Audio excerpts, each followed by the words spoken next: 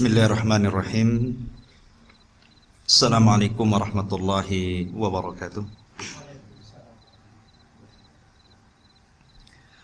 Alhamdulillah. Alhamdulillahilladzi bini'matihi tatimmus shalihat. Asyhadu an la ilaha illallah wahdahu rabbi la syarika lah. Wa asyhadu anna Muhammadan abduhu wa rasuluhu alladzi la nabiyya ba'dah. Faqala Allahu azza wa jalla ya ayyuhalladzina amanu taqullaha haqqa tuqatih wa la tamutunna illa wa antum muslimun. Fa in asdaqal hadits kitabullah wa khairal huda huda Muhammadin sallallahu alaihi wasallam. Wa syarrul umuri muhdatsatuha wa kullu muhdatsatin bid'ah wa kullu bid'atin dhalalah wa kullu dhalalatin finnar. Ma'asyiral muslimin rahimani wa rahimakumullah. Assalamualaikum warahmatullahi wabarakatuh. Kita lanjutkan kajian kita masih membahas kitab Tauhid karya besar Al-Imam Muhammad bin Abdul Wahhab rahimahullahu ta'ala. Dan kita memasuki bab ma jaa'a fil kahanati wa nahwihim. Bab ma jaa'a fil kahanati wa nahwihim. Bab dalam terjemahan hukum mendatangi dukun dan yang serupa dengan dukun. Maja'a artinya apa-apa yang datang, maksudnya yang datang dari Al-Quran dan Sunnah. Fil kahanati, di mana Al-Quran dan Sunnah ini menjelaskan tentang hukum mendatangi dukun, wa nahwihim dan yang serupa dengan dukun. Yang serupa dengan dukun tentu ya tukang sihir, kemudian ahli nujum dan yang semisal mereka. Ma'asyiral muslimin rahimani wa rahimakumullah. Kalau sebelumnya kita membahas tentang sihir, kemudian kita sekarang membahas tentang dunia perdukunan. Apa munasabahnya? Apa korelasinya? Para ulama mengatakan bahwa korelasi bab sekarang dan bab sebelumnya, karena antara dukun dan tukang sihir itu keduanya ada kemiripan. Apa kemiripannya? Istikhdamu asyayatin. Karena keduanya meminta bantuan kepada syaitan untuk menyelesaikan sebuah masalah. Jadi keduanya, baik tukang sihir ataupun dukun, keduanya meminta bantuan kepada syaitan dan mereka mendekatkan diri kepada syaitan atau jin dengan cara beribadah kepada mereka. Itulah munasabahnya ataupun korelasinya bab sekarang dengan bab sebelumnya yang kita bercerita tentang masalah sihir. Khotafidin yang dimuliakan Allah subhanahu wa ta'ala, Al-Kahana. Al-Kahana mungkin bahasa kita dukun. Al-Kahana, perdukunan, orangnya disebut kahin. Dan para ulama mengatakan al-kahin huwallazi ya'khudhu an mustariki sam'i. Jadi kahin ataupun dukun itu ilmu mereka diambil dari jin-jin yang mencuri dengar dari langit. Jadi ilmu mereka diambil dari jin yang mencuri dengar ketika Allah Subhanahu wa taala mewahyukan kepada malaikat Jibril, dan ketika Jibril menyampaikan wahyu yang Allah wahyukan kepadanya kepada para malaikat. Disitulah jin-jin itu mencuri dengar. Saya ulang-ulang bahwa sebelum diutusnya Nabi Shallallahu Alaihi Wasallam, banyak jin itu yang naik ke langit, banyak sekali. Bahkan mayoritas jin naik ke langit untuk mencuri dengar wahyu yang Allah wahyukan kepada para malaikatnya. Sehingga kemudian dunia perdukunan sebelum Nabi Shallallahu Alaihi Wasallam diutus di zaman jahiliyah itu sangat marak. Bahkan dukun itu memiliki kedudukan tersendiri di tengah-tengah masyarakat. Bahkan ketika Abdul Muttalib hendak melaksanakan nazarnya untuk menyembelih Abdullah, ayahanda Nabi Shallallahu Alaihi Wasallam, ketika itu orang-orang meminta kepada Abdul Muttalib agar datang ke dukun untuk meminta saran dia. Maka kemudian dukun yang didatangi Abdul Muttalib ini memberikan saran agar membuat undian dengan cara meletakkan 10 ekor unta, dan di satu kertasnya menyembelih Abdullah. Kemudian dikocok gitu kan, ternyata yang keluar nama Abdullah. Kemudian diulang lagi, ditambah lagi, dia taruhan lagi 10 unta, tapi masih keluar nama Abdullah. Sampai akhirnya 10 kali, berarti 100 ekor unta.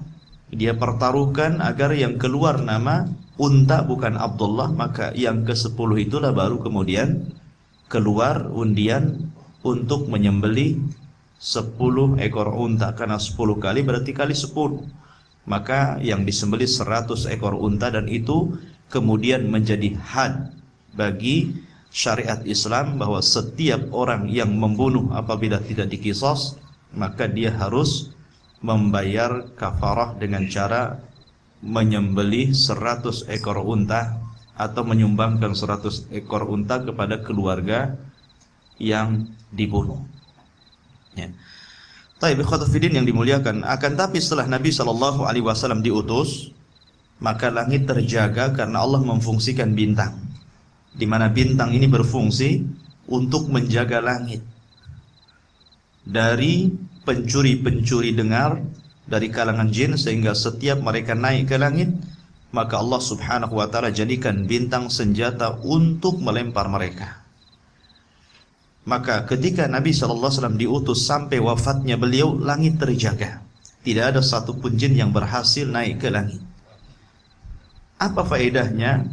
Supaya tidak tercampur antara wahyu Allah dengan kalimat jin dan syaitan, sehingga wahyu Allah betul-betul terjaga yang sampai kepada Rasul untuk disampaikan kepada umatnya. Tapi kemudian setelah Nabi SAW wafat, maka jin kembali lagi naik sampai hari ini, tapi tidak sebanyak di zaman jahiliyah. Sehingga di akhir zaman dukun itu akan memiliki kedudukan sebagaimana dukun di zaman jahiliyah memiliki kedudukan di tengah-tengah masyarakat. Dan pada hari ini kita bisa melihat bahwa dunia perdukunan sudah mulai marak di mana-mana. Kita bisa melihat di media-media massa gitu kan, di koran-koran, di televisi, di iklan-iklan, mereka terang-terangan melakukan praktek, bahkan terang-terangan juga menyebutkan harganya dengan berbagai macam keahlian. Dengan berbagai macam keahlian gitu kan. Sampai mulai cari jodoh datang ke dia. Ya, sebenarnya secara logika ikhwan, kalau ada orang yang datang ke dukun minta dicarikan jodoh yang cantik, dukun saja istrinya jelek gitu kan. Ya. Kalau ada orang yang dukun minta dicarikan kekayaan, dia saja dengan praktek seperti itu mencari kekayaan. Jadi intinya dukun itu dusta ikhwan. dusta sekali, karena itu juga permainan syaitan. Dukun itu hanya permainan syaitan, bukan ilmu yang ia miliki. Ya. Karena terkadang ikhwatu fiddin, tidak semua dukun itu juga asli. Artinya tidak semua dukun itu ramalannya jitu gitu kan. Ada juga dukun-dukun palsu. Dukun-dukun palsu juga banyak gitu. Seperti terakhir orang dukun yang menggandakan uang nggak digandakan juga, dan tidak tergandakan juga duitnya gitu kan. Yang ada kemudian malah yang datang ke dukun itu malah kemudian dibunuh, naudzubillah. Ya.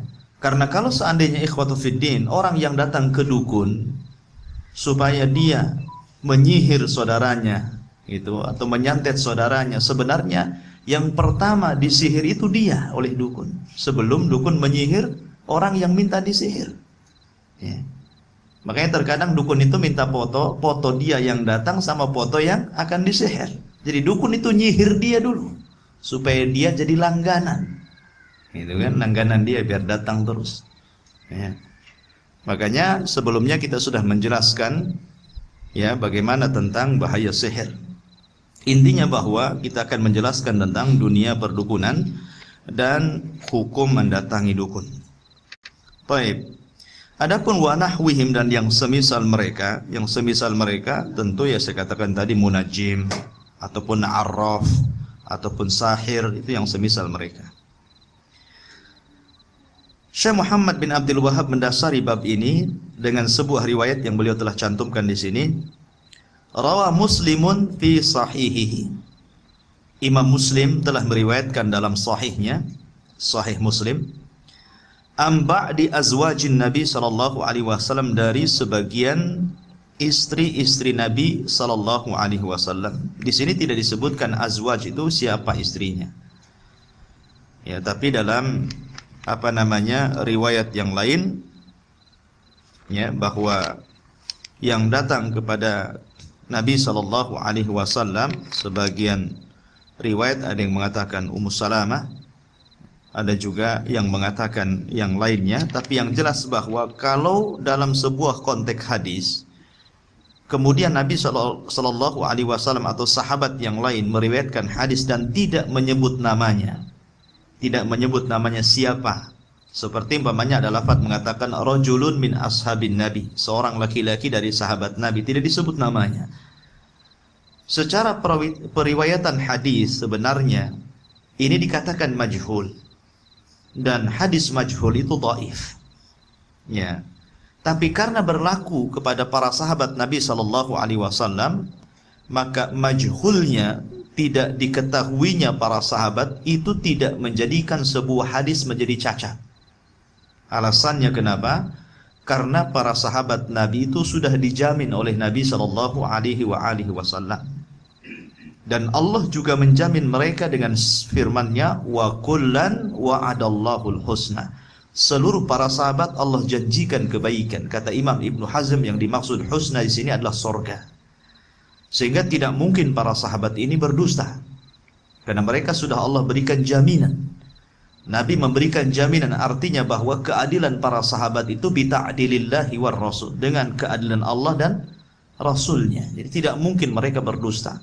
Sehingga majhulnya para sahabat, tidak dikenalnya para sahabat, walaupun hanya menggunakan seorang laki-laki dari kalangan sahabat Rasul, menurut kesepakatan ahli hadis tidak menjadikan cacat sebuah riwayat. Berbeda kalau seandainya majhulnya itu terjadi di generasi kedua. Di generasi kedua maksudnya para tabi'in. Pamannya ada seseorang yang tidak disebut namanya dari kalangan tabi'in meriwayatkan sebuah hadis dari sahabat dari Nabi sallallahu alaihi wasallam, maka sepakat kalau tidak dikenal siapa orang ini, maka ulama hadis mengatakan lemah hadisnya. Kenapa? Karena ada kemungkinan dia orang yang terpercaya di mata para ulama setelahnya, ada kemungkinan dia juga lemah ataupun dhaif yang kemudian tidak bisa dijadikan hujah perkataannya. Makanya majhul yang berlaku dan tidak menjadikan sebuah riwayat cacat hanya berlaku di kalangan sahabat saja. Adapun di kalangan bawah sahabat, tabi'in, tabi'ut tabi'in dan yang lainnya, maka majhulnya mereka menjadikan tercelanya sebuah hadis atau cacatnya sebuah hadis dan para ulama melemahkannya. Maka di sini ikhwatul fillah yang dimuliakan, walaupun di sini tidak menyebutkan siapa nama istri-istrinya, hanya mengatakan sebagian istri-istri Nabi sallallahu alaihi wasallam, maka kalangan ahli hadis tidak menjadikan ini cacat. Sekali lagi, tidak menjadikan ini cacat. Ani Nabi sallallahu alaihi wasallam, dari Nabi sallallahu alaihi wasallam, man ata arrafan fasa'alahu an syai'in fasaddaqahu lam tuqbal lahu salatun arba'ina yauman. Man ata, barang siapa yang datang, entah antum datang sendiri gitu kan, entah antum mengantar orang yang berangkat ke dukun, antum antar, antum tukang ojeknya gitu kan, antum taksinya, antum mendatangi dukun juga, itu namanya kan, tolong antar saya ke dukun ini. Oh, saya tahu rumahnya. Antum ikuti dia, ya kan? Itu awalnya adalah khutuwatus syaitan, ikhwan. Langkah-langkah syaitan di situ. Kalau kita tahu bahwa kita mengantar ke tempat, apalagi itu merupakan kesyirikan, maka antum harus syaddud dari'ah, harus sedia payung sebelum hujan. Jangan mau antum.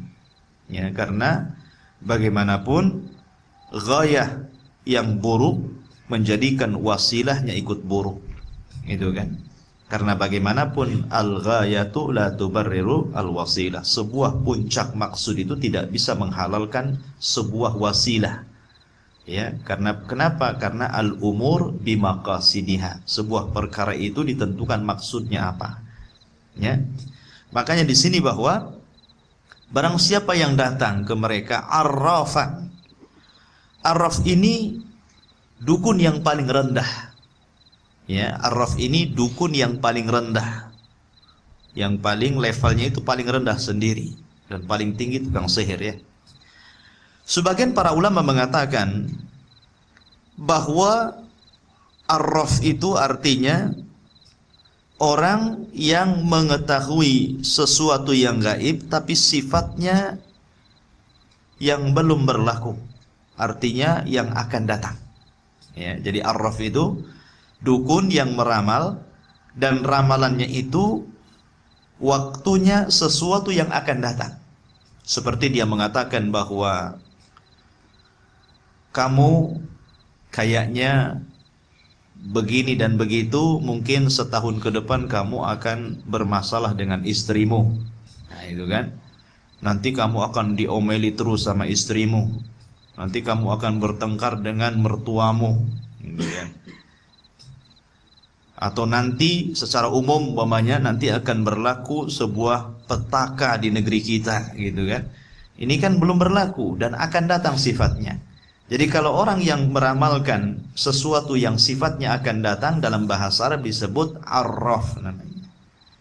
Jadi barang siapa yang datang ke tukang ramal yang meramalkan hal-hal yang sifatnya akan berlaku, fasa'alahu an syai'in, kemudian dia bertanya kepada tukang ramal itu, fasaddaqahu, kemudian dia membenarkan. Kalimat fasaddaqahu, sebagian ulama hadis mengatakan ini tambahan dhaif, sehingga yang betul adalah fasa'ala an syai'in saja, titik sampai di sini. Kemudian dia bertanya tanpa membenarkan. Karena tambahan fasaddaqahu, para ulama mengatakan ini ziyadatun dha'ifatun munqaratun. Jadi tambahan fasaddaqahu ini sebagian ulama hadis mengatakan tambahan lemah dan tambahan mungkar. Sehingga lafaz yang benar adalah cukup sampai man ata arrafan fasa'alahu an syai'in, titik di sini. Ya. Lam tuqbal lahu salatu arba'ina yauman. Maka salat dia selama 40 hari tidak diterima, alias tidak mendapatkan pahala. Maksudnya bukan salat yang akan kita lakukan, tetapi salat yang telah kita lakukan. Jadi salat 40 hari ke belakang yang kita lakukan, ya kita kan sudah pamannya sudah salat selama 1 bulan 10 hari, berarti 40 hari kan gitu. Maka salat yang kita sudah lakukan selama 40 hari ke belakang itu Allah Subhanahu wa taala akan sia-siakan salatnya, tidak berpahala. Capeknya kita tidak berpahala gitu kan, sama sekali. Itu kalau satu kali. Kalau kita datang 2 kali ke dukun, ya berarti dikali saja. 80 hari sholat kita ke belakang ditolak. Nah, kalau hari-hari datang ke dukun, jadi percuma sholatnya, ya kan? Karena ada orang yang mengatakan bahwa yang diterima adalah sholat yang akan datang. Kalau sholatnya nggak diterima, nggak sholat saja saya. Bukan gitu pemahamannya. Tapi maksudnya sholat yang telah kita lakukan itu ditolak oleh Allah Azza wa Jalla. Kan rugi, kita sudah beramal. Ya, terkadang kita di jalan harus berhenti, kemudian ke masjid, ya kan? Terkadang kita menghilangkan pekerjaan kita hanya untuk sholat. Ya, terkadang kita bangun pagi-pagi, ngantuk-ngantuk pun sholat subuh gitu kan. Tahu-tahu dengan datang ke dukun, datang saja bertanya, enggak membenarkan. Ya kan? Mungkin dia mengantar kawannya. Kemudian iseng-iseng dia juga bertanya gitu kan. Pak dukun, gimana kalau saya gitu kan? Tengok tangan saya. Ya kan? Gimana nanti saya? Walaupun begitu, sebenarnya dia nggak yakin gitu kan. Maka walaupun dia nggak yakin karena dia sudah memulai melontarkan sebuah pertanyaan, maka masuk dalam hadis ini. Fasala an syai'in, kemudian dia bertanya tentang sebuah masalah, maka sholatnya 40 hari 40 malam tidak diterima alias ditolak oleh Allah Subhanahu wa ta'ala.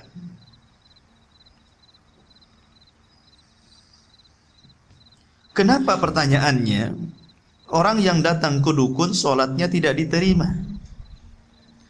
Para ulama mengatakan li'annal hasanat yudhibnas sayyi'at. Karena sesungguhnya sebuah perbuatan baik itu bisa menghapuskan sebuah perbuatan buruk. Ya. Maka begitu juga sebaliknya. Kalau kita melakukan kebaikan, kemudian kita melakukan keburukan, maka keburukan ini juga menghapuskan kebaikan. Kalau Allah Subhanahu wa taala mengatakan al-hasanat yudhibnas sayyi'at, bahwa kebaikan itu menghapuskan keburukan, maka dengan datangnya kita ke dukun ini sebuah keburukan. Ya, maka keburukan ini juga bisa menghapuskan kebaikan. Itu sebagian ulama beralaskan seperti itu. Ya, jadi kenapa pertanyaannya kok sholat saya 40 hari ditolak? Ya, setelah kita sholat 40 hari kok tidak berpahala?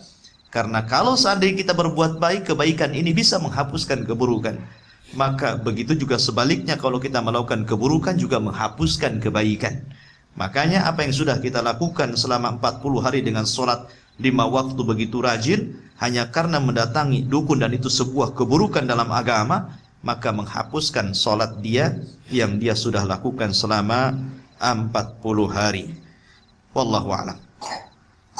Taib khatafidin yang dimuliakan Allah Subhanahu wa ta'ala, kita tahu bahwa yang semakna dengan arraf itu banyak gitu kan. Ada yang disebut dengan romal. Romal itu orang yang meramal tetapi menggunakan media tanah. Menggunakan media tanah. Biasanya dukun-dukun padang pasir gitu, mencari orang, jejak orang gitu kan. Nanti telinganya ditempelin di tanah.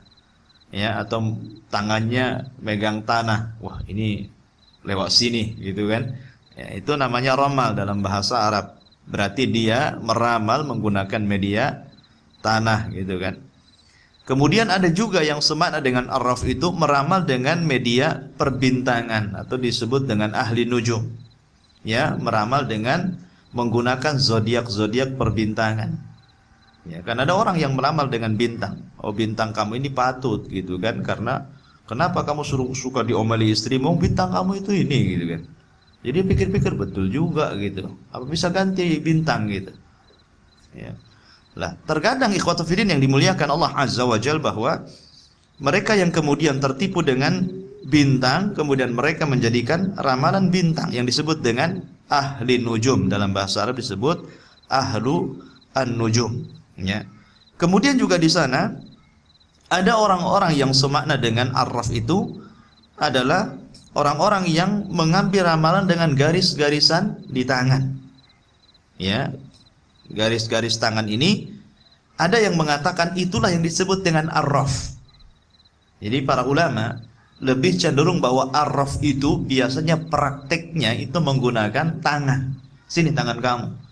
Oh, kalau garis-garis melintang ini, ya patut kamu begini, garisnya ke sini katanya kan. Oh, kalau garisnya ke sini, kamu begini gitu kan. Kita sering melihat orang-orang yang seperti itu gitu kan. Kalau sudah dia meramal menggunakan garis-garis tangan, maka jumhurul ulama mengatakan itulah praktek arraf. Ya, itulah praktek arraf. Jadi arraf itu sok tahu, ya. Jadi dukun yang sok tahu dengan perkara yang gaib. Dan ikhwatu fiddin, bahwa kita tahu bahwa ulama mengatakan tidak ada yang tahu perkara yang gaib kecuali Allah Subhanahu wa taala. Taib. Sebagian para ulama kemudian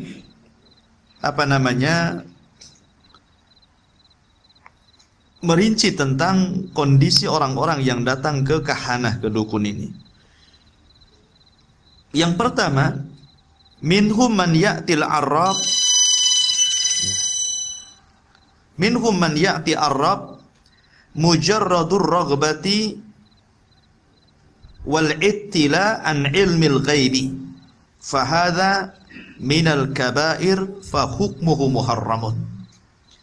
Yang pertama, orang yang mendatangi tukang ramal, ya, mujarradur raghbah, dia hanya sekedar suka saja, dan dia hanya ingin mengetahui sesuatu tentang gaib akan dirinya. Sebagian para ulama mengatakan kalau hanya sekedar ini saja, maka ini termasuk kabairudz dzunub, termasuk kategori dari dosa-dosa besar dan hukumnya haram. Ya. Jadi datang ke arraf, dia hanya senang saja, tanya saja, tengok tangan saya, gitu kan. Kira-kira apa yang berlaku dengan saya ke depannya? Apa saya tetap menjabat di jabatan saya? Atau warung saya tetap rame? Atau saya gimana dengan istri saya, ya gitu kan. Jadi kalau hanya sekedar ingin tahu saja, ittila'u anil ghaib, ya, hanya ingin tahu seperti apa sesuatu yang gaib yang tersimpan di goresan-goresan tangan itu, maka ini termasuk dosa-dosa besar dan hukum mendatangi dukun adalah haram. Ini yang pertama. Yang kedua, man ya'til arraf, ya, yas'al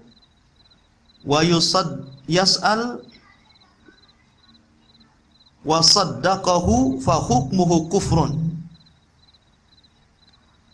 Orang yang datang ke arraf kemudian bertanya dan membenarkannya, maka hukumnya kufur. Jadi kalau sampai bertanya kemudian sampai membenarkan, wah benar juga ya. Kata dukun, kenapa garis tangan saya melintang-melintang ini? Karena kamu ini sering bertengkar dengan istrimu. Ya betul juga, setahun ini saya bertengkar terus gitu kan. Seolah-olah membenarkan gitu kan. Ya. Saya pun seolah-olah betul juga nih, langganan warung kok sepi gitu kan.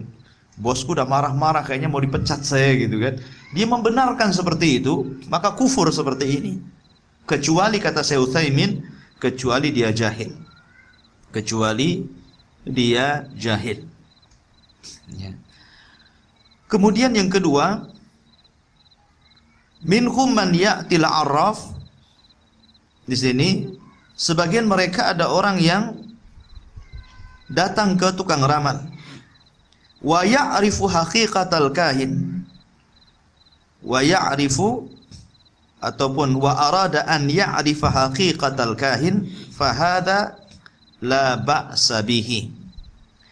Kalau dia datang ke dukun, dia hanya ingin mengetahui hakikat perdukunan. Maksudnya bukan untuk mendukun, maksudnya meminta ramalan kepada dia, ya. Dia hanya ingin membongkar hakikat perdukunan. Betul nggak dia dukun atau tidak gitu kan. Ya. Sebagaimana Nabi Shallallahu alaihi wasallam suatu ketika pernah mengintip Ibnu Sayyad. Ibnu Sayyad itu seorang anak kecil yang sifat-sifatnya sama dengan Dajjal. Ketika itu Umar bin Khattab sampai bersumpah bahwa Ibnu Sayyad itu Dajjal. Bahkan anaknya Abdullah bin Umar pun sampai bersumpah bahwa Ibnu Sayyad itu Dajjal. Ya kan? Sehingga Nabi SAW akhirnya mengintip-ngintip, mengintai-ngintai siapa Ibnu Sayyad ini. Ketika bertemu dengan Ibnu Sayyad, anak kecil itu yang sifatnya seperti Dajjal, maka Nabi SAW menguji Ibnu Sayyad dan mengatakan, ya Ibnu Sayyad, sesungguhnya dalam hatiku ada sebuah kalimat. Kira-kira kalimat apa? Tebak, gitu kan? Maka Ibnu Sayyad mengatakan, duh, gitu kan? Rasul kaget, kok dia tahu bahwa ketika itu Allah menurunkan surat Ad-Dukhan. Duh, tapi tidak bisa menyebut dukhan, hanya duh saja. Ya. Tapi dia sudah benar apa yang disembunyikan Rasul. Ya, makanya ketika kedua kalinya Nabi SAW mengintip Ibnu Sayyad, kemudian hendak mendekatinya, datang ibunya. Kemudian ibunya melihat Rasul SAW dan membangunkan anak Ibnu Sayyad dan mengatakan, ataka Muhammadun ya Ibnu Sayyad. Bangun, Muhammad mendekatimu hai Ibnu Sayyad. Maka Nabi SAW langsung menyingkir dan mengatakan, kalau seandainya ibunya tidak membangunkan dan ibunya tidak datang, tentu Allah akan menyingkap tabir siapa dia, gitu kan? Tapi keburu kemudian ibunya datang dan Rasul tidak sempat menguji dia kembali. Artinya bahwa Nabi SAW di sini melihat, mengintai, pengen tahu siapa dia. Maka tidak mengapa, gitu kan? Kita ingin mengetahui hakikat perdukunan, seperti menguji, ya, supaya dia malu, ya, dia malu. Kita menguji dia, gimana caranya supaya dia dipermalukan di hadapan orang sehingga orang-orang tidak datang kepadanya. Adapun tentang dalil-dalil rincian yang disebutkan para ulama, pertama, dalil orang yang datang ke dukun hanya sekedar senang dan ingin tahu hal yang gaib, dan ini termasuk dosa besar, maka hukumnya haram, adalah hadis yang kita baca sekarang ini. Ya, jadi tidak sampai syirik. Maksudnya tidak sampai taraf syirik, hanya dosa besar saja. Jadi orang yang datang ke dukun bertanya tapi tidak membenarkan, ya, hanya bertanya saja, levelnya tidak sampai kesyirikan, tapi dia terjerumus kepada dosa besar dan haram hukumnya. Karena di sini ancamannya hanya sekedar 40 hari sholatnya tidak diterima. Ini dalil pendapat pertama. Dalil pendapat kedua yang mengatakan bahwa orang yang mendatangi dukun kemudian membenarkan, maka sampai tingkatan kufur, adalah hadis yang kita akan baca berikutnya. An Abi Hurairah radhiyallahu anin Nabi sallallahu alaihi wasallam qala, ya, man ataka hinan fasaddaqahu bima yaqul faqad kafara bima unzila ala Muhammadin sallallahu alaihi wa alihi wasallam. Barang siapa yang datang ke dukun kemudian dia benarkan apa yang diucapkan dukun, maka dia telah kufur dengan syariat yang diturunkan kepada Muhammad sallallahu alaihi wasallam. Walil arba'ah, dan juga riwayat Imam 4, dan juga ditambah riwayat Hakim. Wa qala sahih ala syartihima, dan dikatakan sahih menurut syarat Bukhari dan Muslim. Man ata arrafan au kahinan, barang siapa yang datang ke arraf. Arraf tadi sudah diketahui, artinya arraf itu orang yang meramal sesuatu yang akan datang. Au kahinan, itu terbalik, kalau kahin itu meramal sesuatu yang telah berlaku. Ya, harus dibedakan. Kalau arraf itu meramal sesuatu yang sifatnya masa depan, tapi kalau kahin meramal sesuatu yang sifatnya telah berlalu. Ya, seperti orang kehilangan mobil sudah setahun, datang ke dukun, berarti kejadiannya sudah lampau, ya kan? Jadi kejadian-kejadian lampau, ya. Jadi ini sifatnya kahin namanya dalam bahasa Arab.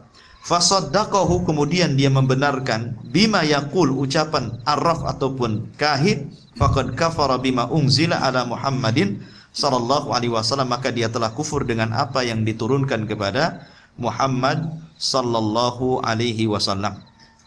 Taib, sebuah soalan, apakah orang yang datang ke kahin ataupun ke arraf, apakah dikatakan keluar dari agama atau tidak? Di sini dikatakan apa? Faqad kafara bima unzila ala Muhammad. Dia telah kufur dengan syariat Muhammad. Pertanyaannya, apakah kalau orang datang ke kahin, ya, ke dukun, maka kita telah keluar dari Islam dan kita harus kembali dengan bersyahadat kepada Allah Azza wa Jalla? ataukah bagaimana? Lah, di sini jawabannya ada sebagian para ulama mengatakan pendapat yang pertama, annahu kufrun asghar, bahwa orang yang datang ke dukun itu kufur, tapi dikatakan kufur kecil. Karena jam'an baina adillataini, menggabungkan dua riwayat. Riwayat yang pertama kita baca di mana tidak diterima salatnya 40 hari, di sini tidak dikatakan syirik, akan tetapi dosa besar gitu kan. Kemudian riwayat yang kedua yang kita baca kufur ya dengan syariat Muhammad sallallahu alaihi wasallam, maka dengan menjama dua hadis maka tidak sampai kepada keluar agama. Karena dalam hadis yang pertama hanya sholatnya tidak diterima selama 40 hari, sehingga tidak sampai mengeluarkan pelakunya dari Islam, gitu kan? Hanya kufur kecil saja. Pendapat yang kedua tawakuf. Pendapat kedua tawakuf, tidak mengatakan kufur kecil dan tidak mengatakan kufur besar. Ya. Dan ini yang dikatakan Imam Ahmad wallahu a'lam. Tapi pendapat yang ketiga bahwa mendatangi dukun adalah kufur besar, mengeluarkan pelakunya dari Islam. Ya. Mengeluarkan pelakunya dari Islam. Akan tapi wallahu a'lam ikhwata fiddin, maka kita kembali kepada rincian para ulama bahwa kalau seandainya dia hanya mendatangi dukun dan tidak membenarkan, maka tidak keluar dari Islam karena hanya terjatuh dalam dosa besar. Tapi kalau dia sampai meyakini, apalagi kemudian seolah-olah dia menganggap bahwa dukun lebih kuat dari Allah, dukun itu mampu mengetahui yang gaib sebagaimana Allah mengetahui, dukun mampu menyelesaikan solusi, mendatangkan manfaat dan mencegah madarat padahal merupakan kekhususan bagi Allah Azza wa Jalla, maka dia bisa kufur dan keluar dari Islam. Dan dia harus kembali ke dalam Islam, bertobat, bersyahadat dan begitu seterusnya. Ya. Lihat kondisinya, ya, lihat kondisinya tadi. Wallahu a'lam. Baik. Kemudian wali Abi Ya'la bisanadin jayyidin an Ibni Mas'udin mithluhu marfu'an. Dan dari Abi Ya'la,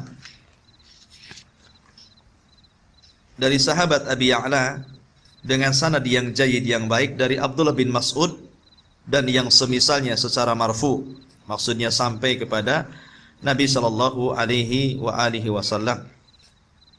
Maksudnya yang semisal hadis man ata'arrafan aw kahinan fasaddaqahu bima yaqul faqad kafara bima unzila ala Muhammadin sallallahu alaihi wasallam. Baik, kemudian hadis berikutnya wa an Imran ibn Husain marfu'an, dari Imran bin Husain secara marfu'. Marfu itu artinya sampai kepada Nabi, ya, marfu itu. Laisa minna man tatayyara aw tutayyiru lahu aw tukahhanu laisa minna man tatayyara aw tutayyiru lahu aw takahhana aw tukuhina lahu aw sahara aw suhira lahu wa man ataka hinan fasaddaqahu bima yaqul faqad kafara bima unzila ala Muhammadin sallallahu alaihi wasallam. Tidak termasuk dari golongan kami orang yang bertatayyur, meramal kebaikan atau kejelekan dengan perantara burung atau yang lainnya. Tatayyur sudah kita jelaskan, menganggap sial atau beruntung dengan sesuatu yang didengar, sesuatu yang dilihat, sesuatu yang dirasakan, sesuatu yang dimimpikan. Nah, itu semua tatayyur namanya. Ya, seperti seorang bermimpi. Kemudian dalam mimpinya dia didatangi makhluk yang mengerikan. Kemudian setelah terbangun, dia menganggap bahwa mimpinya sial. Sebagian orang kemudian ada mitos kalau mimpi buruk itu harus dicukur sedikit rambutnya. Kan begitu. Ya, saya dulu masih kecil-kecil gitu, kalau sama orang tua dibilang mimpi buruk itu, orang tua langsung ambil gunting. Kemudian digunting sedikit biar mimpinya tidak bawa sial. Ya kan? Nah, ini tatayyur, ikhwan. Tatayyur yang seperti ini, ya. Ataupun orang yang duduk kemudian tangannya di atas kepala, itu juga dianggap sial. Jadi kalau antum duduk seperti ini, sial kan? Nah, ini kan nggak ada kaitannya. Ya mungkin kalau jelek mungkin ya kayak orang kalah judi gitu kan. Mungkin ya, tapi kan kalau kemudian dianggap mitos gitu kan, itu kan jadi tatoyur jadinya. Ya, masa nggak boleh begini gitu kan. Ya. Jadi ini juga, ataupun orang yang makan kemudian duduk di pintu, ya di depan pintu, katanya dikatakan orang dulu susah jodohnya. Ya kalau dia cantik sebentar aja lah jodohnya, apalagi di pintu, ya kan? Ini nengok-nengok orang kan. Khotafidin yang dimuliakan Allah Azza wa Jalla. Jadi mitos itu kadang-kadang di luar otak manusia, kesadaran orang gitu kan. Padahal tatayur dalam Islam itu tercela karena semua apa yang sudah terjadi di alam semesta atau apa yang belum terjadi ataupun apa yang akan terjadi itu sudah ditulis di Lauhil Mahfuz. Ya, jadi tidak perlu kemudian dianggap sial atau dianggap beruntung. Karena Allah Subhanahu wa taala sudah mencatat kebahagiaannya sekian, rizkinya sekian, susahnya sekian, ajalnya sekian gitu kan. Jadi apa lagi? Ya. Makanya sebenarnya ikhwatu fillah, orang yang ingin terlepas dalam dunia perdukunan jangan pernah menggantungkan diri kepada makhluk. Ya. Kalau kita menggantungkan kepada makhluk, maka selama itu kita tidak mungkin melepaskan perdukunan pada hidup kita. Tapi kalau seandainya kita menggantungkan diri kepada makhluk dan kita hanya menggantungkan kepada Allah Azza wa Jalla, maka insya Allah orang ini akan melepaskan dari dunia ini. Makanya dahulu para sahabat ikhwan diajarkan oleh Rasul, kalaupun seandainya sahabat Nabi SAW pakai sandal kemudian lepas tali sandalnya, maka Rasul mengatakan mintalah tali sandal kepada Allah Azza wa Jalla gitu kan. Sampai Rasul mengatakan seperti itu. Ya bukan berarti kemudian tiba-tiba jatuh dari langit tali sendalnya, enggak gitu. Artinya Nabi SAW ingin mengajarkan bahwa sekecil apapun kebutuhan kita, ya minta kepada Allah Azza wa Jalla. Seandainya antum mogok di tengah jalan gitu kan, motor antum, mobil antum, antum minta kepada Allah, ya Allah perbaiki mobil saya, perbaiki motor saya. Mungkin siapa tahu nanti kita nggak tahu beberapa meter ke depan sudah ada bengkel, kita nggak tahu. Atau mungkin tengah malam tahu-tahu ada orang yang lewat berhenti. Kenapa mas? Nah gitu kan, udah ikut saya aja, biarkan mobilnya di situ gitu kan. Jadi terkadang seperti itu gitu. Apapun sebenarnya masalah kita, walaupun kecil seandainya, maka Nabi mengajarkan minta kepada sekecil apapun, minta kepada Allah Azza wa Jalla. Tapi kalau seandainya hal kecil saja minta kepada makhluk, maka dia tidak mungkin melepaskan dari dunia perdukunan. Karena orang kalau masih tergantung dengan makhluk, ya Allah akan gantungkan keinginan kepada mereka. Makanya ada yang mengatakan man ta'allaqa syai'an wukila ilaihi, kata Rasul. Barang siapa yang menggantungkan jimat, maka dia hatinya akan tergantung kepada jimat tersebut. Dan jimat itu tidak mungkin mendatangkan keinginan kita. Coba saja orang yang gandrung gitu kan, orang yang gandrung dengan dunia-dunia klinik ikhwan, mereka akan tergantung hatinya dengan mereka. Ya, sampai kemarin kakak saya datang kemari gitu kan, cerita teman-temannya, kebetulan dia kan orang seni gitu kan. Ada orang-orang yang masih gandrung gitu. Sampai kawan-kawannya di Malaysia itu mencari batu aki, apa namanya itu, jamrut atau apa gitu kan. Fungsinya itu untuk apa namanya, perdagangan, wibawa, aura, macam-macam gitu kan. Itu harganya sampai ratusan juta, batu loh ya, ratusan juta gitu kan. Sebenarnya yang mahal bukan batunya menurut saya, ya kan? Bukan batunya, tapi sugesti dia ke batu itu yang mahal. Ya, keyakinan yang berlebihan kepada batu itu yang mahal gitu. Sebab kalau kita cerita batu ya, maka Hajar Aswad itu batu yang paling baik di permukaan bumi ini, karena memang Hajar Aswad itu dari sorga. Tapi Umar bin Khattab radhiyallahu anhu mengatakan, ya, laula anni ra'aitun nabiyya sallallahu alaihi wasallam qabbalaka ma qabbaltuka. Kalau bukan karena aku melihat Rasul mencium kamu, aku nggak akan cium kamu gitu kan. Artinya Umar menganggap biasa batu itu, tidak ada istimewanya.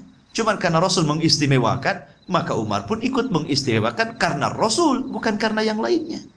Karena ini bentuk tabarruk, ya, bentuk iktiba kepada Nabi sallallahu alaihi wasallam. Wallahu a'lam. Yang jelas bahwa tatayur dalam Islam itu sangat tercela dan itu melemahkan kita. Ya, melemahkan kita karena Allah Subhanahu wa taala tidak dianggap kuat oleh Dia, sehingga kita akan lemah. Karena sekali lagi kalau kita tidak mengikut sertakan Allah pada setiap aktivitas kita, maka kita akan lemah. Ya kan? Kita akan lemah, ikhwan. Tapi kalau antum ikut sertakan Allah dalam setiap permasalahan kita, maka kita akan kuat karena merasa ditolong Allah. Itu masalahnya. Taib. Kemudian au takahana au tukuhina lahu, ataupun meminta orang di sini melakukan perdukunan, au takahana, ataupun dia melakukan perdukunan, au tukuhina lahu, ya. Ataupun menjadikan dukun meminta bantuan kepada dukun, baik dia takahan yang menjadi dukun atau dia meminta kepada orang lain untuk mendukuni dia, ya kan? Jadi takahan atau tukuhin, ya, dua-duanya sama, baik dia pelaku ataupun dia objeknya, gitu kan? Dia pelakunya atau dia meminta kepada dukun untuk mendukunkan orang lain, nah, itu juga sama. Au sahara au suhiro, atau dia melakukan sihir atau minta disihirkan kepada tukang sihir. Maka Rasul mengatakan, waman atakahinan fasaddaqahu bima yaqul faqad kafara bima unzila ala Muhammadin sallallahu alaihi wa alihi wasallam. Maka barang siapa yang mendatangi dukun lalu mempercayai ucapannya, maka ia telah kufur ingkar dengan wahyu yang diwahyukan kepada Muhammad sallallahu alaihi wasallam. Hadis ini dinyatakan sahih oleh Syekh Albani rahimahullahu taala dalam kitabnya Sahihu Al-Jami'. Kemudian warawahu Tabrani, dan meriwayatkan Imam At-Tabrani fil Awsat, dalam kitabnya Al-Awsat, bi isnadin hasanin, dengan sanad yang hasan, min hadis Ibnu Abbasin, dari hadis Ibnu Abbas, duna qaulihi, selain dari sabda Nabi sallallahu alaihi wasallam, wa man ata ila akhirih.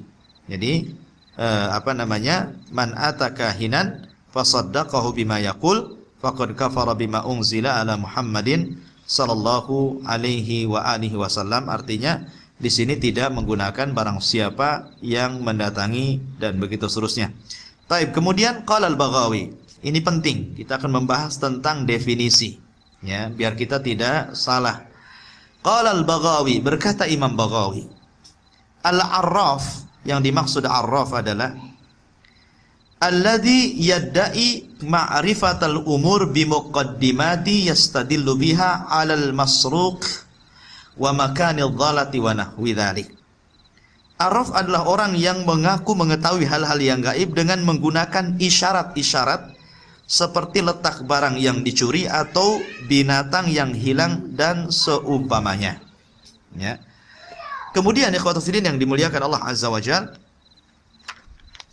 wakila huwal kahin. Ada yang mengatakan definisi seperti itu bukan arraf tetapi kahin, karena kahin itu mengetahui yang telah terjadi, arraf itu mengetahui yang belum terjadi, ya.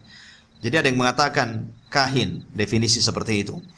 Wal kahin, adapun kahin itu sendiri di sini huwallazi yukhbiru an mughayyabati fil mustaqbal wa qila alladzi yukhbiru amman fil dhamir. Ada juga yang mengatakan bahwa kahin adalah orang yang menghabarkan, meramalkan hal-hal yang gaib yang terjadi pada masa yang akan datang, dan ada pula yang berpendapat bahwa dukun adalah orang yang meramalkan isi hati orang lain. Jadi ada yang mengatakan bahwa kahin sesuatu yang meramal akan datang, ada yang mengatakan arraf sesuatu yang telah berlalu, ada juga yang membalik, ya. Akan tapi ikhwatu fiddin, kebanyakan para ulama, ya, kebanyakan para ulama seperti yang dikatakan oleh Syekhul Islam Ibnu Taimiyah dan yang lainnya, dan juga Imam Al-Khattabi, bahwa arraf dan kahin itu satu makna.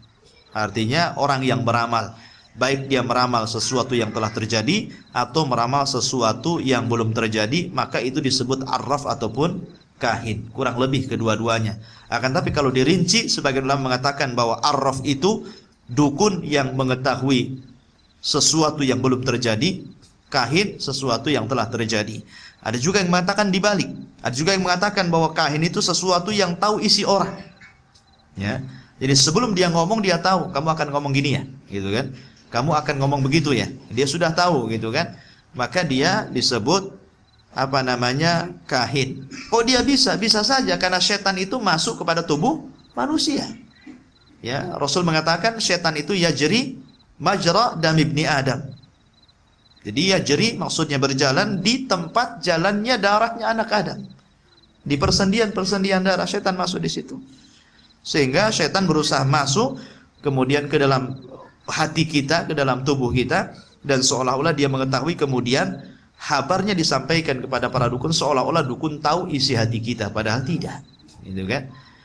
Qatifirin yang dimuliakan Allah Azza wa Jalla. Kemudian qala Abul Abbas Ibnu Taimiyah, berkata Abul Abbas Al-Imam Ibnu Taimiyah rahimahullahu taala, Al-Arraf ismun lil kahin wal munajim wal ramal wa nahwihim mimman yatakallam fi ma'rifatil umur bihadhihi turuq.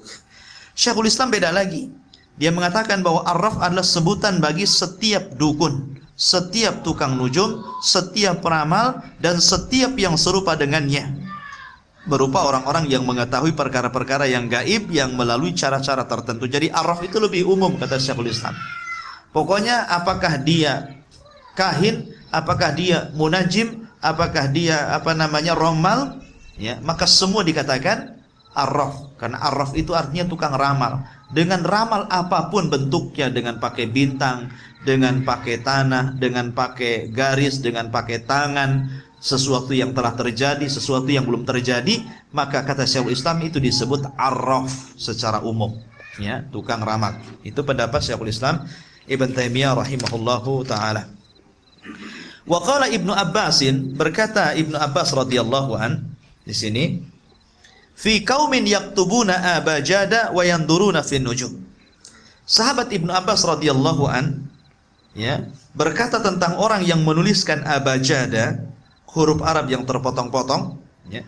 Kata beliau apa? Kemudian melihat ke bintang, ma ara man fa'ala dzalika lahu indallahi min khalaq. Kata Ibnu Abbas, aku berpendapat bahwa orang yang melakukan hal itu tidak akan mendapatkan bagian dari keberuntungan Allah di sisi Allah kelak pada hari akhir.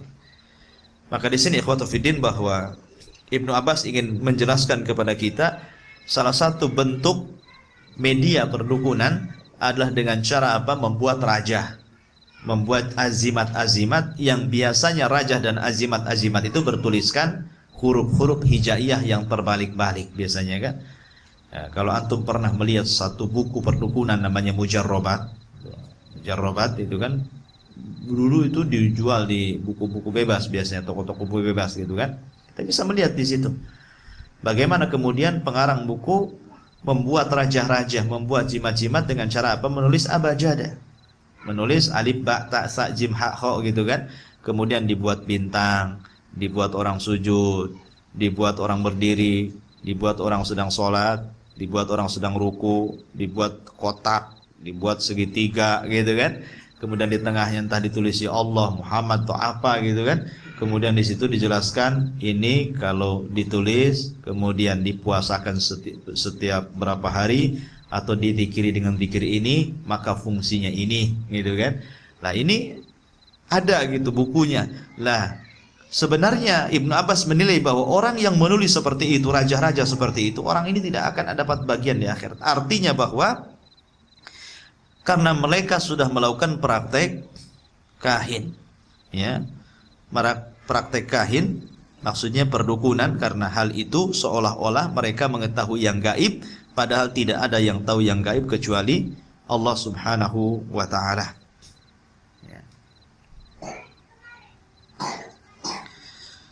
Adapun ikhwatul fiddin yang dimuliakan Allah Azza wa Jalla, kalau orang yang bertanya, kita katakan bahwa keterkaitan dukun dengan dunia jin itu kan tidak bisa terpisahkan, ya, tidak bisa kecuali kalau di dukun palsu. Oh, dukun palsu ya nggak usah pakai jin, nipu orang aja gitu kan. Tapi kalau dukun asli, biasanya keterkaitan mereka dengan bangsa jin itu erat sekali. Sekarang pertanyaannya, bagaimana hukum seseorang meminta bantuan kepada jin? Jadi orang meminta bantuan kepada jin itu boleh nggak, gitu kan? Maka Al-Imam Ibnu Utsaimin rahimahullahu taala memerinci tentang bentuk meminta pertolongan kepada jin, tentang hukumnya. Yang pertama, an yasta'ina fi amri ta'ati hukmuhu mubah kama da'a Rasulullah sallallahu alaihi wa alihi wasallam. Ya. Meminta bantuan dalam perkara-perkara ketaatan, maka hukumnya boleh. Sebagaimana Nabi SAW pernah menyeru siapa? Bangsa jin. Ya, bangsa jin ketika Nabi SAW berdakwah ke Taif, ternyata orang-orang Taif justru menolak dakwah Rasul.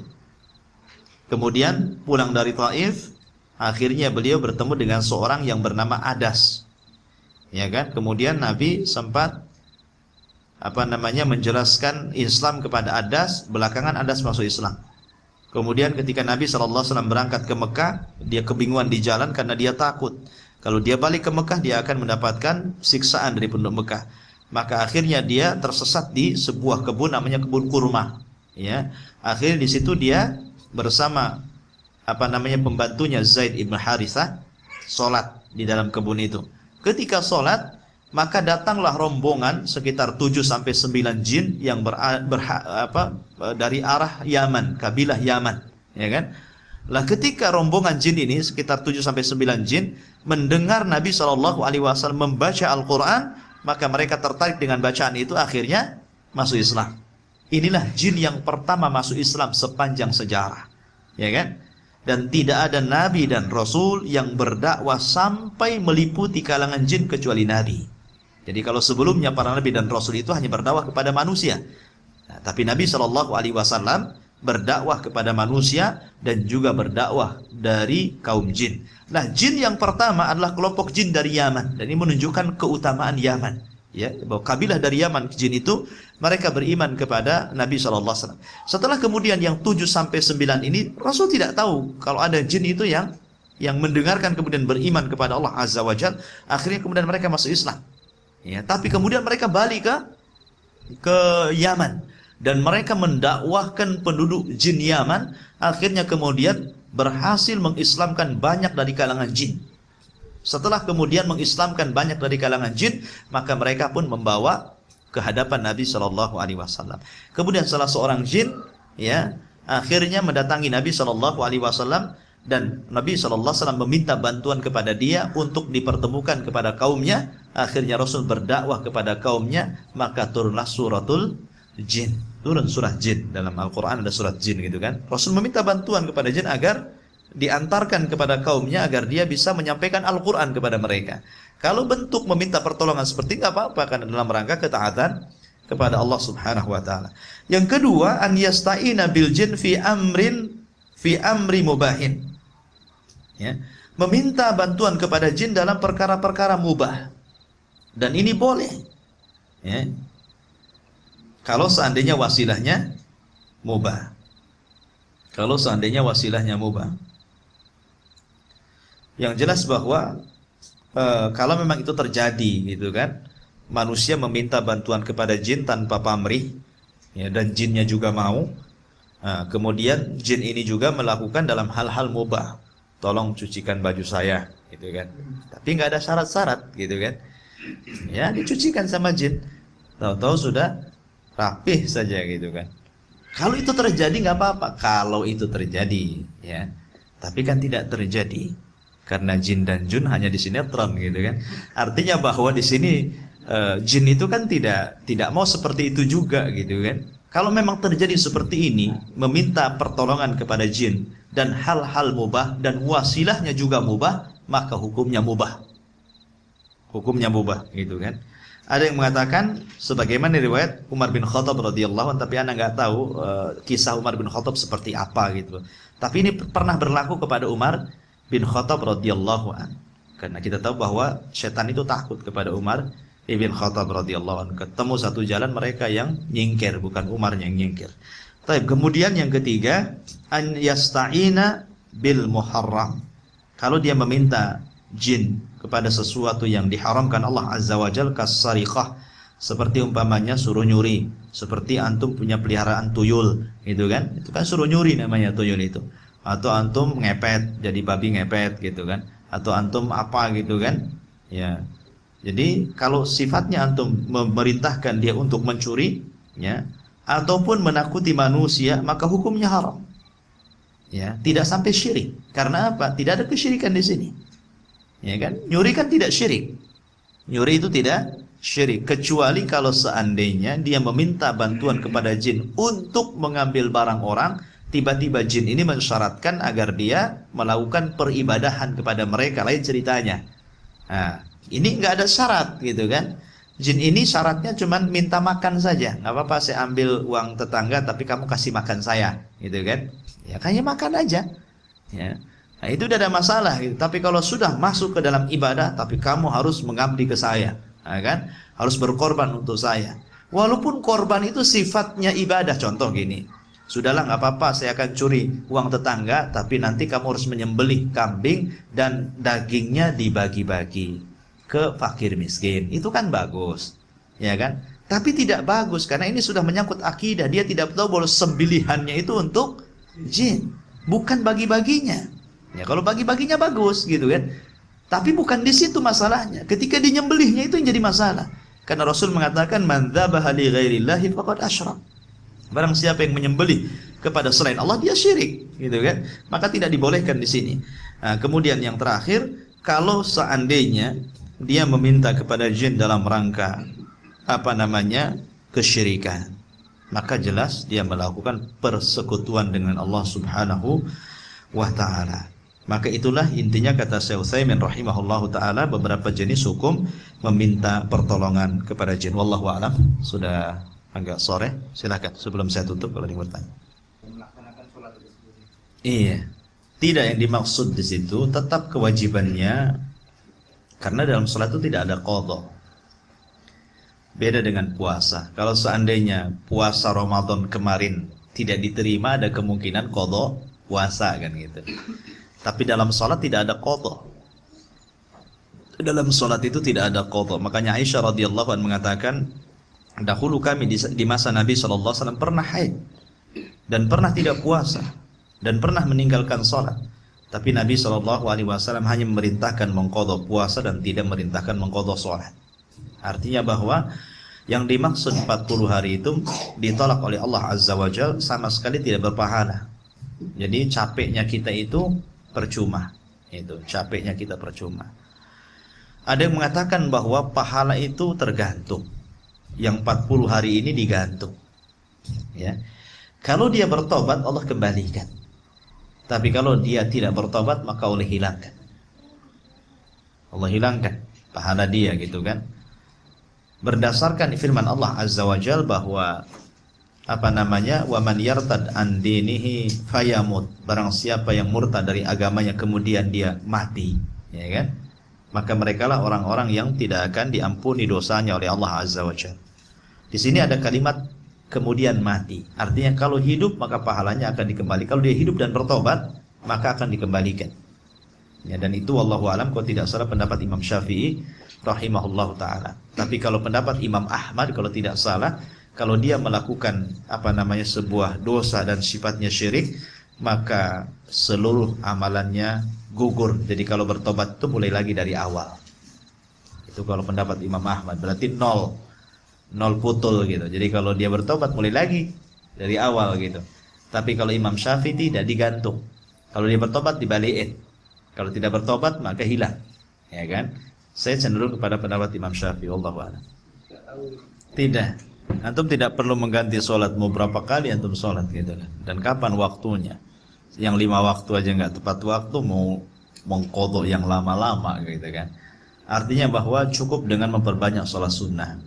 Para ulama mengatakan cukup memperbanyak sholat sunnah. Sebagaimana orang ketika masa mudanya tidak pernah berpuasa, kemudian sudah 50 tahun kemudian dia bertobat dan berpuasa, maka perbanyak puasa sunnah gitu kan.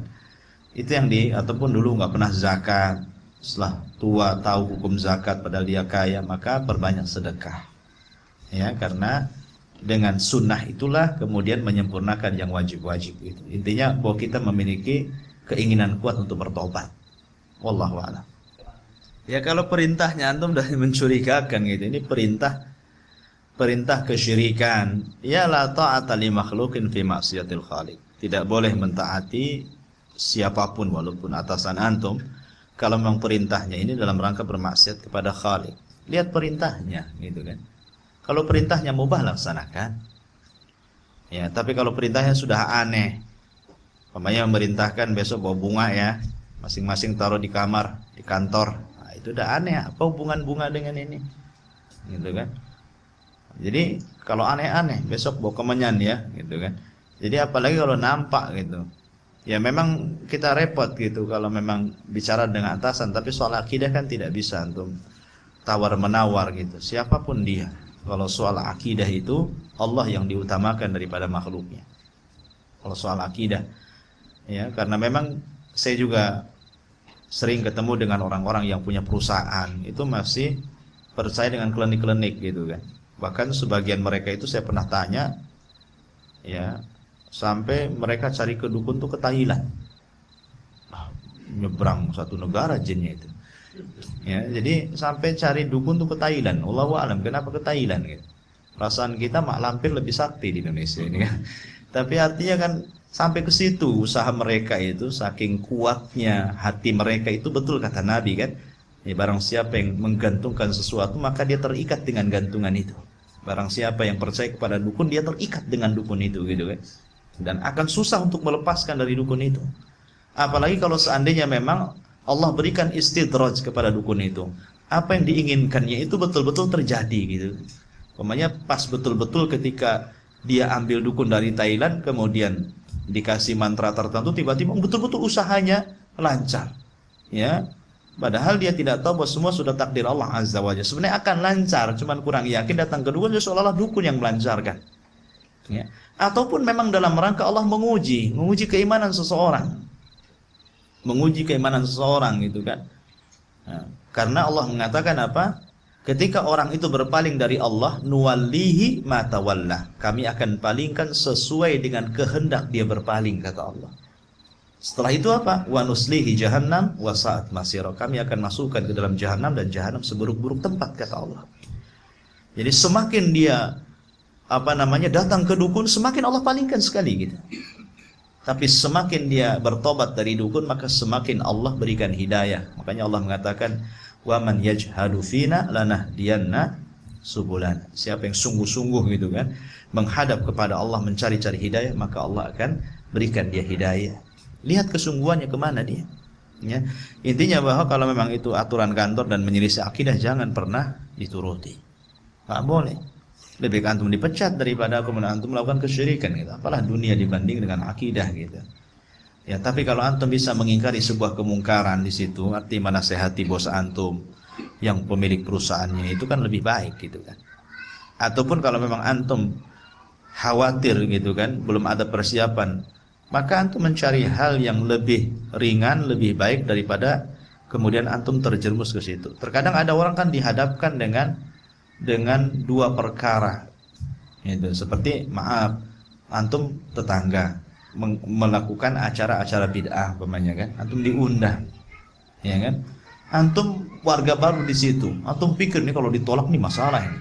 Oh, apa kata orang? Nanti saya baru sampai di sini kita nggak bisa berdakwah jadinya. Ya. Padahal pengen kita merubah warga sini. Tapi baru datang saja antum sudah diundang.